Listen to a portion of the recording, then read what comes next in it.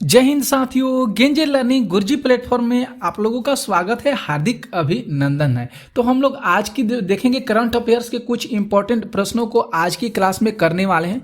बहुत इंपॉर्टेंट आप लोगों के लिए ये क्लास रखी गई है। तो आप लोग देख सकते हैं करंट अफेयर्स एक नज़र में। तो आप लोग सोच सकते हैं ये जो प्रश्न आप लोगों को कराएंगे कितना इंपॉर्टेंट होगा।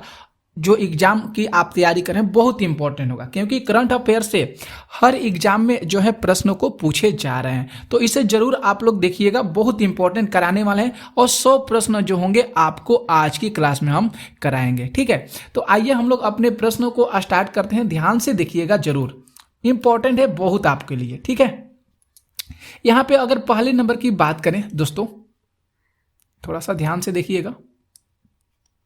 अगर पहले की बात करें कि ऑनलाइन गेमिंग, कैसीनो और घुड़दौड़ के लिए पूर्ण अंकित मूल्य, जो अंकित मूल्य है, इस पर जीएसटी कर कितना प्रतिशत मतलब लगाया गया है। तो कितना लगाया है? तो 28% लगाया है। कितना लगाया गया है? तो 28% जो है इस पर जीएसटी लगाया गया है। ठीक है, इसे ध्यान में रखिएगा। अगला देख लीजिए, किस मंत्रालय ने विदेश से भारतीयों के शवों को वापस लाने की प्रक्रिया को आसान बनाने के लिए ई केयर पोर्टल लॉन्च किया है? ई केयर पोर्टल लॉन्च किया है किस मंत्रालय ने?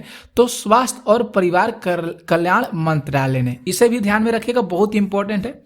अगले पॉइंट को अगर ध्यान से देखें कि दक्षिण एशिया में प्रजाति अस्तित्व के लिए पहला क्षेत्रीय केंद्र किस देश में स्थापित किया गया है?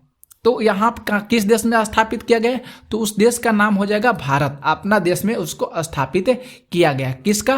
तो जो दक्षिण एशिया में प्रजाति अस्तित्व के लिए जो पहला क्षेत्रीय केंद्र है वह भारत देश में स्थापित किया गया। क्लियर हो गया? आगे देख सकते हैं, अगला जो पॉइंट है कि किस राज्य की विधानसभा ने मणिपुर में हिंसा की निंदा करते हुए प्रस्ताव पारित की है? तो पश्चिम बंगाल। यहाँ पे देखेंगे तो पश्चिम बंगाल सही होगा। उस राज्य का नाम पूछा गया है तो उस राज्य का नाम हो जाएगा पश्चिम बंगाल, जिसकी विधानसभा ने जो अभी फिलहाल में मणिपुर में हिंसा हुआ था उसकी निंदा की है। कौन से राज्य? तो पश्चिम बंगाल।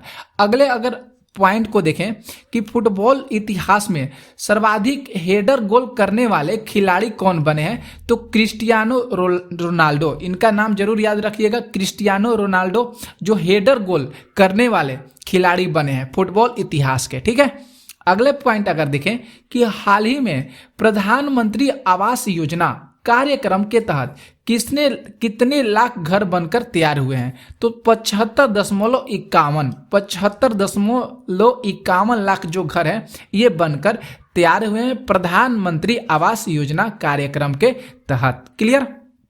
आप लोगों को पता होगा करंट अफेयर्स बहुत इंपॉर्टेंट है। और दोस्तों आप लोगों से रिक्वेस्ट है कि आप लोग इस लेक्चर को, इस वीडियो को जितना हो सके आप लोग इसे शेयर जरूर कर दीजिएगा। अगला अगर पॉइंट को देखें कि किस राज्य ने जरूरतमंदों और पात्र लोगों को सरकारी योजनाएं और सेवाओं के लाभ तक पहुंच सुनिश्चित करने के लिए मुख्यमंत्री कमांड सेंटर का उद्घाटन किया है? वह राज्य का नाम बताना है। तो उस राज्य का नाम हो जाएगा उत्तर प्रदेश। क्या कौन सा राज्य होगा? उत्तर प्रदेश, जिन्होंने जरूरतमंद और पात्र लोगों को सरकारी योजनाएं और जो उनके अंतर्गत जो सेवाएं है उसको पहुंचाने का काम जो है किया है। कौन सा सरकार जो राज्य है? उत्तर प्रदेश। अगला अगर पॉइंट देखें कि तेलंगाना उच्च न्यायालय के मुख्य न्यायाधीश के रूप में किसने शपथ ली है? तो न्यायमूर्ति आलोक आराधे। इसे याद कीजिएगा, बहुत इंपॉर्टेंट है अभी फिलहाल के लिए। तेलंगाना उच्च न्यायालय के मुख्य न्यायाधीश के रूप में किसने शपथ ली है? तो न्यायमूर्ति आलोक आराधे। ओके, आगे पॉइंट देखते हैं। लगातार दूसरे वर्ष टूर डी फ्रांस का खिताब किसने जीता? तो जोनास विंगगार्ड। इसे ध्यान में रखिएगा, बहुत इंपॉर्टेंट है ये।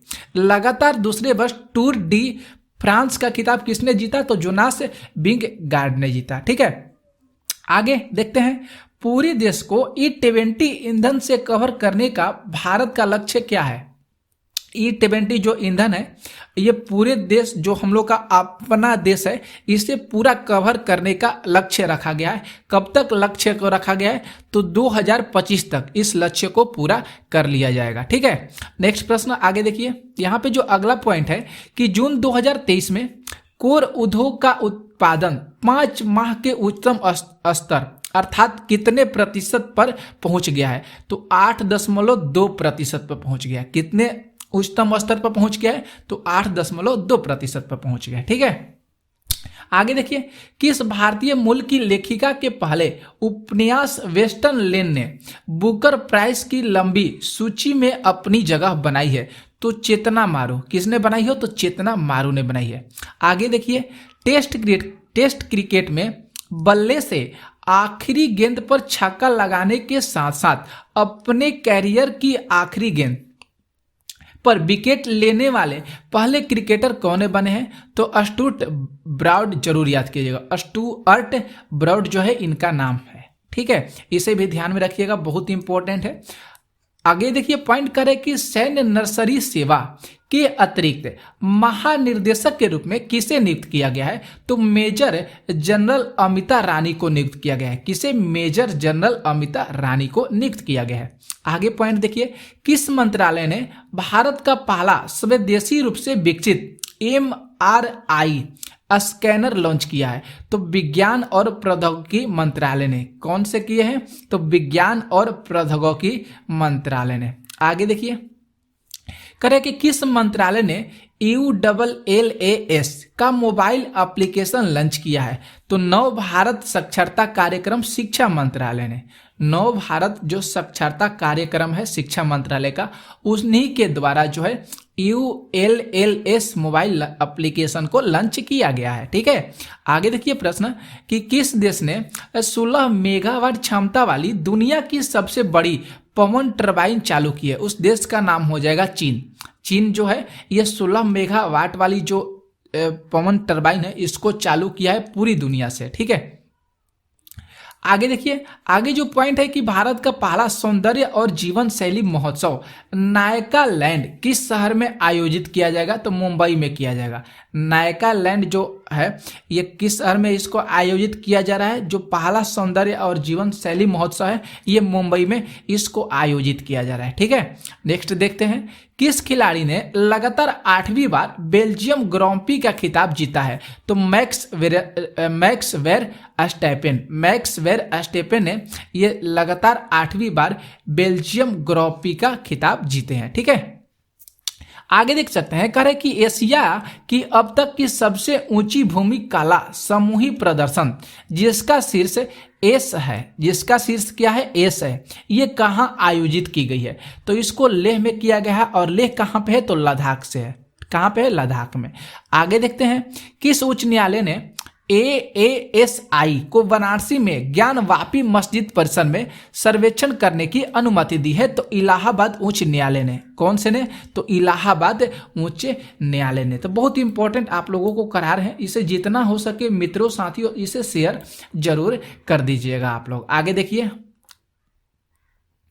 अगला जो हम लोग का पॉइंट है कि संघीय जांच ब्यूरो जिसको FBI का प्रभारी विशेष एजेंट किसे नियुक्त किया गया है? तो सोहनी सिन्हा को नियुक्त किया गया है। किसे नियुक्त किया गया है दोस्तों? तो सोहनी सिन्हा को नियुक्त किया गया। ओके, पूर्वी नौसेना कमान के चीफ ऑफ स्टाफ का पदभार किसने संभाला है? तो समीर सक्सेना ने संभाला है। पूर्वी नौसेना कमान के चीफ ऑफ स्टाफ का पदभार किसने संभाला है? तो समीर सक्सेना ने संभाला है। ओके, नेक्स्ट देखते हैं, कौन सी राज्य सरकार सभी सरकारी स्कूलों में कक्षा 4 से 9 तक के छात्रों के लिए वासपी जो है कार्यक्रम का विस्तार करेगी? तो उस राज्य का नाम हो जाएगा तमिलनाडु, जो कक्षा 4 से लेकर वर्ग 9 तक के छात्रों के लिए वासिपू इक्यम कार्यक्रम विस्तार करेगी। ठीक है, आगे देखते हैं हम लोग, अगला जो पॉइंट है कि किस राज्य ने मैंग्रोव सेल की स्थापना की घोषणा की है? तो पश्चिम बंगाल है। मैंग्रोव सेल की स्थापना की घोषणा कौन से राज्य ने की है? तो पश्चिम बंगाल राज्य ने की है। ठीक है, आगे देखते हैं हम लोग कि किसने RPTO जिसको रिमोट पायलट ट्रेनिंग ऑर्गेनाइजेशन को ड्रोन प्रशिक्षण के लिए DGCA द्वारा मंजूरी दी गई है? तो 63 में। कब? कितने RTPO को? तो 63 RPTO को। ठीक है, आगे देखिए, किस राज्य ने अमृत वृक्ष आंदोलन ऐप लॉन्च किया है? तो असम ने। अमृत वृक्ष आंदोलन ऐप किस राज्य ने लॉन्च किया है? तो असम ने लॉन्च किया है, इसे भी याद करिएगा। अगला देखिए, भारत का कौन सा शहर भारत का पहला सेप्टिक टैंक मुक्त शहर बनने जा रहा है? उसका नाम हो जाएगा नवी मुंबई। उसका क्या नाम होगा? नवी मुंबई। ठीक है, आगे देखिए, कौन सी राज्य सरकार सभी नगर निगमों में पशु जन्म नियंत्रण केंद्र स्थापित करेगी? तो उत्तर प्रदेश करेगी। कौन राज्य सरकार कर रही है? तो उत्तर प्रदेश की जो राज्य सरकार है ये पशु जन्म नियंत्रण को स्थापित कर रही है। आगे देखिए पॉइंट, कौन सा देश बच्चों द्वारा स्मार्टफोन के उपयोग को 2 घंटे तक सीमित करने की योजना बना रहा है? उस देश का नाम हो जाएगा चीन। जो वहाँ के बच्चे हैं केवल स्मार्टफोन का उपयोग केवल 2 घंटे तक ही सीमित कर सकते, मतलब उतना देर तक ही कर सकते हैं उपयोग। अगला पॉइंट कर रहा है कि हाल ही में किन 2 कंपनियों को महारत्न और नवरत्न कंपनी का दर्जा मिला है? उस 2 कंपनी का नाम है आयल इंडिया, इनको जो है 13वां महारत्न मिला है, और ONGC जिनको 14वां नवरत्न मिला है। तो ये 2 कंपनियां जरूर आप लोग ध्यान में रखिएगा जिनको महारत्न मिला है इस बार। आयल इंडिया जिनको 13वां महारत्न मिला है, और ONGC जो है इनको 14वां महारत्न मिला है। ठीक है, आगे देखिए, कर रहे कि बर्लिन में विश्व तीरंदाजी चैंपियनशिप में व्यक्तिगत खिताब जीतने वाले पहले भारतीय कौन बने हैं? तो अदिति गोपीचंद्र स्वामी। अदिति गोपीचंद्र स्वामी जो है ये विश्व तीरंदाजी चैंपियनशिप में ये खिताब जीतने वाली पहली भारतीय बनी है। आगे देख सकते हैं जो अगला पॉइंट है कि द 100 वीमेन प्रतियोगिता में 500 रन बनाने वाली पहली क्रिकेटर कौन बनी है? तो स्मृति मंधाना। स्मृति जो मंधाना है इन्होंने 500 रन बनाने वाली पहली क्रिकेटर बनी है द 100 वीमेन प्रतियोगिता में। ठीक है, आगे देखिए पॉइंट जो है कि ADR द्वारा जारी रिपोर्ट के अनुसार किस राज्य में सबसे अधिक अरबपति विधायक हैं? तो कर्नाटक। बहुत इंपॉर्टेंट सा ये प्रश्न है। ADR द्वारा, किसके द्वारा? तो ADR द्वारा जारी रिपोर्ट के अनुसार किस राज्य में सबसे अधिक अरबपति विधायक है? तो कर्नाटक में है। ठीक है, आगे देख सकते हैं जो पॉइंट है कि प्रगति मैदान नई दिल्ली में लाइब्रेरी फेस्टिवल 2023 का उद्घाटन किसने किया है? तो राष्ट्रपति जो है अभी भारत की जो द्रौपदी मुर्मू, इन्हीं के द्वारा जो है प्रगति मैदान में जो है लाइब्रेरी फेस्टिवल 2023 का उद्घाटन किया गया है। अगला पॉइंट है कि निर्मला सीतारमण ने किस शहर में एक पुरातत्व संग्रहालय की आधारशिला रखी है? तो आदित्य नल्लूर जो है ये कहाँ पे है? ये तमिलनाडु में है। यहीं पर जो है निर्मला सीतारमण जी ने ये पुरातत्व संग्रहालय की आधारशिला रखी है। अगला पॉइंट है कि किस निकाय ने महिलाओं के आर्थिक प्रतिनिधित्व के सशक्तिकरण और प्रगति के लिए tech in equity digital equalization platform launch किया है? तो G20 एयरलाइंस है जिसको G20 एम्पावर कहा जाता है। इन्हीं ने महिलाओं को आर्थिक प्रतिनिधित्व के सशक्तिकरण और प्रगति के लिए take equity digital equalization platform को लॉन्च किया गया है। अगला देख सकते हैं पॉइंट कि यूक्रेन शांति वार्ता 5 से 6 अगस्त को सऊदी अरब के किस शहर में आयोजित किया गया था? तो जेद्दा में आयोजित किया गया था। कहाँ पे? तो जेद्दा में। अगला पॉइंट है कि मालाबार नदी महोत्सव का 9वां संस्करण किस शहर में शुरू हुआ था?